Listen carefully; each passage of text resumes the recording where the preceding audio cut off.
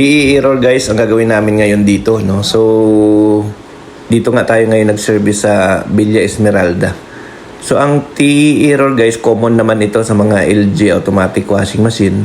So ang issue po nito ay kadalasan ay ang thermistor, case value.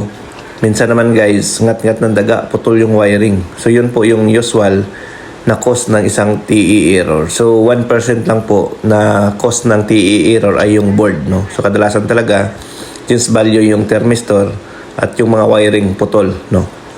So ito nga guys, sinilip na namin. Dito napansin namin guys, putol yung wire ng isang thermistor. Ayan guys, putol. Ayan.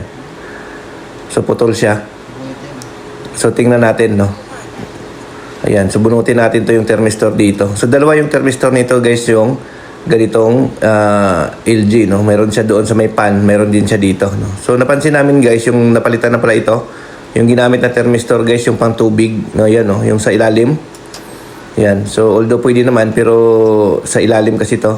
At saka mababa yung reading nito guys, no? Nasa 13 below lang yan, 13K. So dapat kasi dyan 31 to 40 kilo ohms dapat ang reading na pwede dyan. So ayan, pinalitan lang natin siya guys, no? Pinalitan namin siya ng bagong thermistor. So ayan, okay na, no? So aside doon sa nakita natin, pero ang naging issue niya talaga guys, yung wiring lang naputol, no?